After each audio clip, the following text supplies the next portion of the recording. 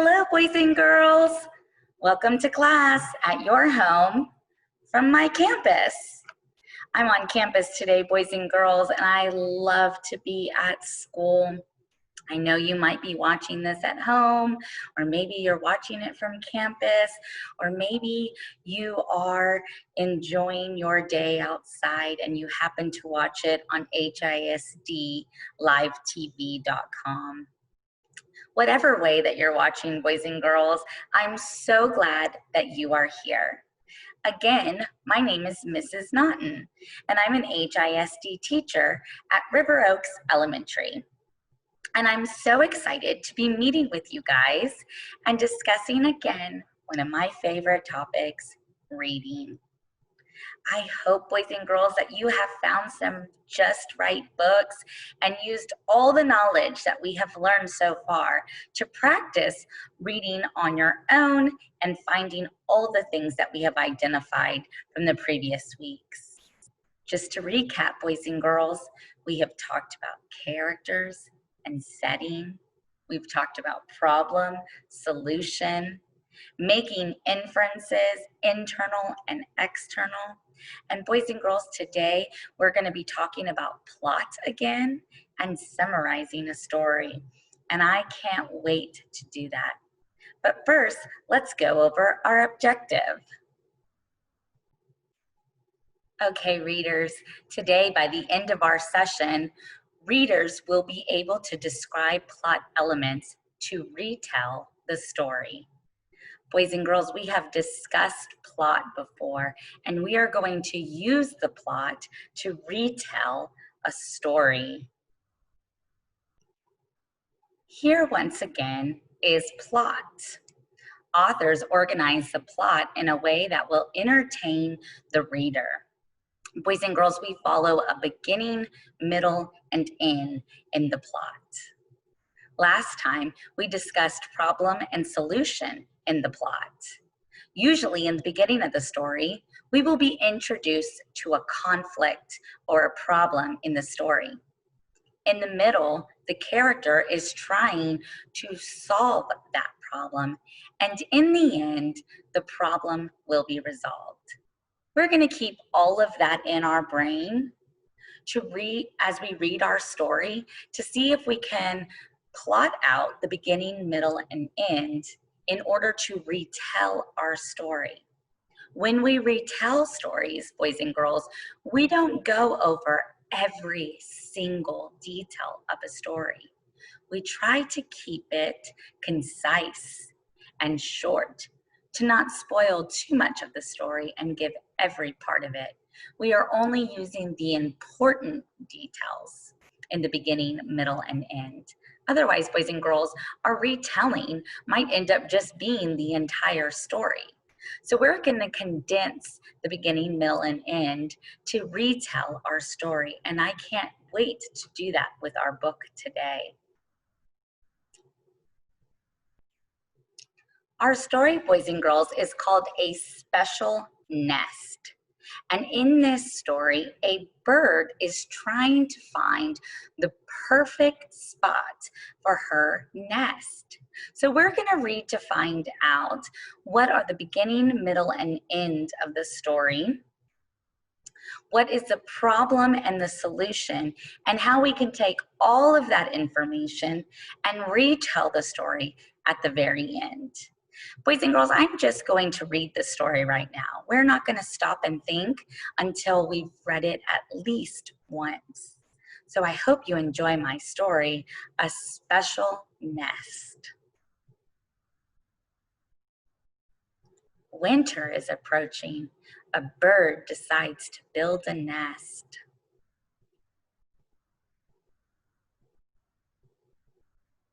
She gathers little twigs and builds her nest carefully. After a lot of care and hard work, the nest is ready. It is warm and cozy. The bird is happy. She lies down and begins daydreaming of a comfortable winter. Wow, look at how happy that bird is. I know that because it says that she's comfortable and happy, and I can see it in her face. As she is about to fall asleep, she feels something shaking. The bird thinks maybe the wind is shaking the nest a little, but the nest shakes and trembles and shakes some more. Uh-oh. The bird flies out of the nest. The next moment, the nest falls to the ground. The bird sees an elephant using the tree to scratch her back. She is quite annoyed. "This is so rude of you, elephant," she says to her. She says to her angrily and flies away. The elephant has knocked down that bird's nest. She begins to search for a new place, a place where elephants can't reach her. Oh, boys and girls, it looks like she has left the jungle. We know that by the settings being changed. She starts building a new nest. Oh, looks like she has some toothbrush and some scraps of paper. With care and hard work, she builds a home. Tired, she falls asleep.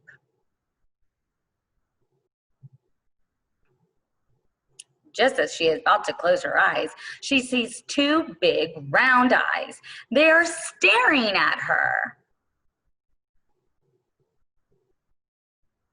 It's a painter. He takes her nest and throws it away. Then he picks up a brush and starts painting the wall. Oh no, boys and girls. The nest is fallen again. The bird is very annoyed. "This is so rude of you, human," she says to him angrily and flies away. Her heart is heavy with worry. Oh, boys and girls, I'm inferring that she is worried because she cannot find a safe place for her nest. I'm using inferences, boys and girls. That's from the last lesson. As she flies, she sees a balloon floating in the air. And another. She looks below and sees lots of balloons. The bird looks at the balloons and has an idea. With care and hard work, she builds a new nest. This time, nobody can disturb her. The end. What a great story, boys and girls. We can recap and retell that story by thinking about the problem and solution. And that's exactly what we are going to do. And then we are going to retell our story with all of that information. But first, friends, let's go back here. Let's look at the beginning, middle, and end, the plot of our story. So, boys and girls, we start in the beginning of our story. Let's just think real quick. What's going on in the beginning of our story?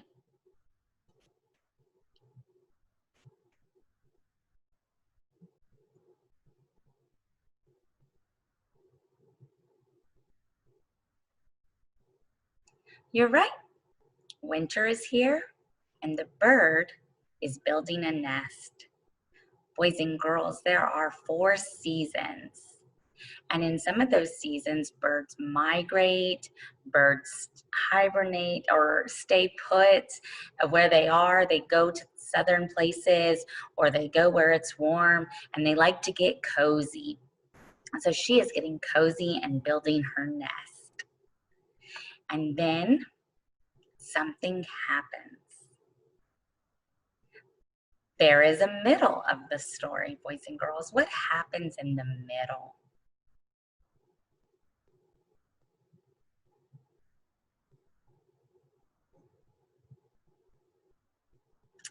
The elephant knocks her nest down. The painter knocks her nest down, and she's starting to worry. You are right.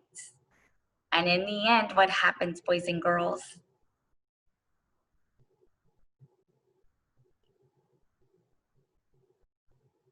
Yep, she uses balloons to help solve her problem.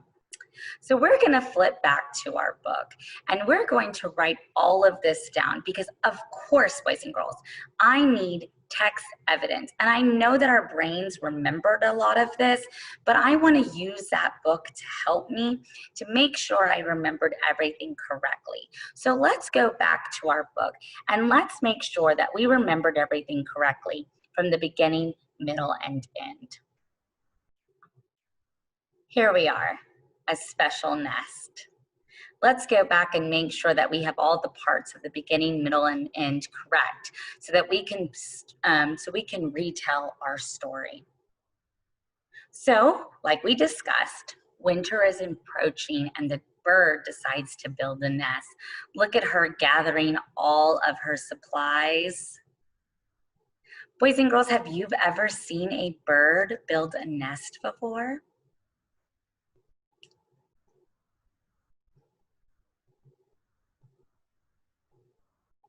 That's so cool. I have seen a bird build a nest outside of my house before, and it's such a great connection to have to this story because I know that birds do this often. So she is building a nest. The bird decides to build a nest, and she gathers all her materials, and she has worked hard and is in warm and cozy in her nest. She's happy and she begins daydreaming. Okay? Then she hears something shake. She feels something shaking. Before we go there, we're at the beginning. We haven't had a problem yet. You're right, boys and girls. This starts to sound like a problem. She feels something shaking. So we're going up that roller coaster of our plot. We're not there yet. We're kind of just going there. So that tells me we are still in the beginning. So before she starts feeling something shaking, I am going to write down the things that are happening in the beginning. So help me do that together. Okay, friends. So in the beginning, I am going to write down a bird decides to build a nest. That's very basic information. And that's exactly what has happened in the beginning of the story. If we wanted to add additional details about her gathering the twigs and the items to build her nest, we certainly can do that. But the main important part of the beginning, boys and girls, is that the bird decides to build the nest. I don't have to add every little tiny detail. I don't have to say that some of those things were pencils. I don't have to say that some of those things were toothbrushes. I can just say simply the bird decides to build a nest. Well, we're approaching the middle of the story where we start to have a problem. What's the problem, boys and girls?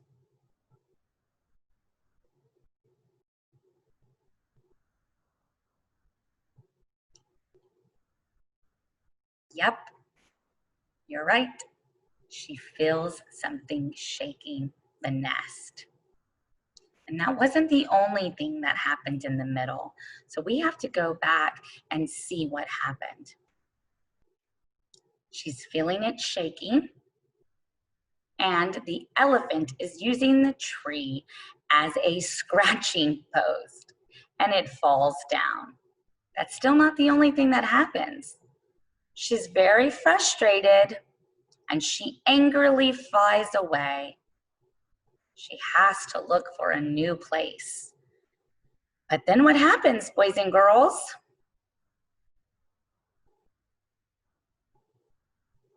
You're right. This wasn't a good place either, because the painter also takes down her nest. And guess what? She angrily flies away. So that is the middle of our story, boys and girls. We're right up here on our plot. She hasn't solved her problem yet. The problem is that she has not found a perfect spot for her nest. And she's trying to solve it, but it keeps getting disrupted. So in the middle of the story, boys and girls, what should I write?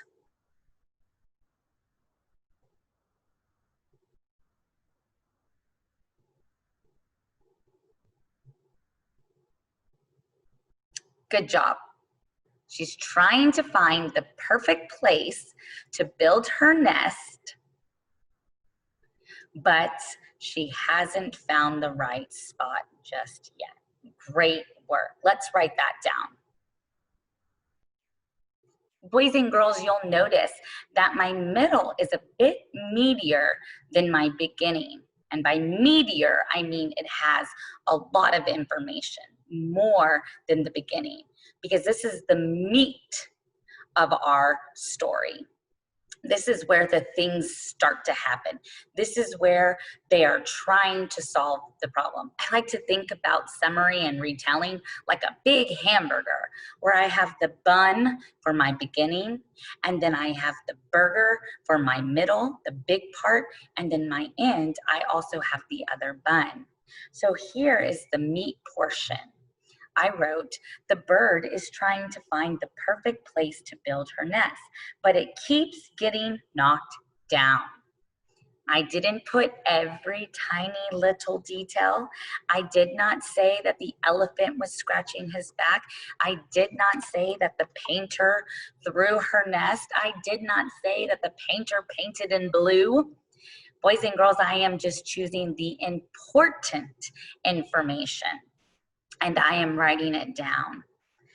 I also, boys and girls, include that it was not just one place, but she's trying to find the perfect place. She keeps on trying. Okay, that was the middle of our story. She's just going and going, and she hasn't quite found that perfect place yet. So let's go back and finish up the story so that we can get the end for our retell. Let's see what happens. Here we go with her and the painter. Remember, I didn't mention that it was blue paint. I didn't mention that she angrily went away. We already know that she's frustrated, and I'm just finding the main details. In the end, she spots these balloons, friends.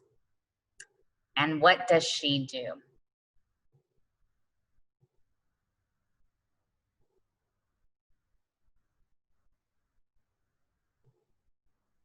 You're right.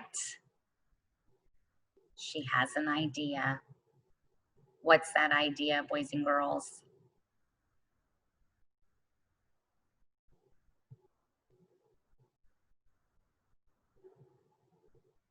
She floats away with the balloons. What a creative, fun way to get away from everyone else, boys and girls. That is the end of our story. She has found a way for no one to disturb her. And we can finally write that at the end of our story. She uses balloons to float away so no one can disturb her. She is a creative bird. She has taken those balloons and she has float away so that no one can scratch their back on her tree. No one can throw her to the side. She is floating away and no one can disturb her. Boys and girls, I have taken the story structure, the plot, the beginning, middle, and end, and I have used all my information from text evidence to be able to retell the story.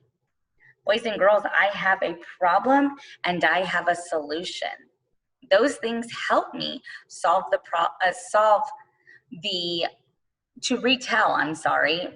the story as well. So I can just go back and reread this, and I have successfully retold the story. Let's try it. In the beginning of the story, a bird decides to build a nest. The bird is trying to find the perfect place to build her nest, but it keeps getting knocked down. She uses balloon, or I can say in the end, she uses balloons to float away so no one can disturb her. And that's it, boys and girls. I just retold that story using simple beginning, middle, and end. Using the problem and the solution, boys and girls. And now I have retold the story.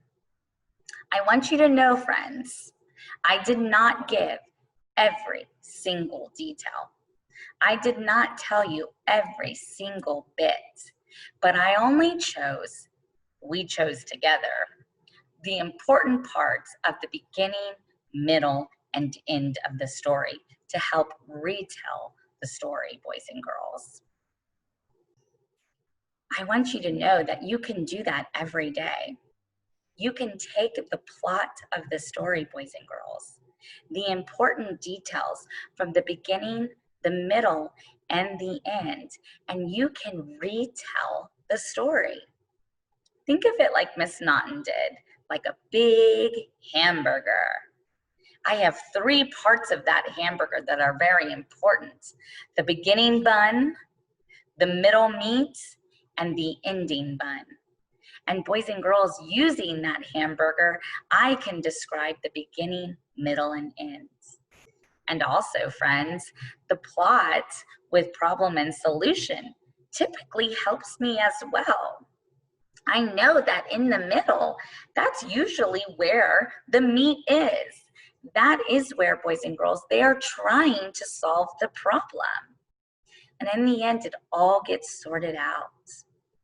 So I want you to remember, friends, that today and every day, you can do that with your reading.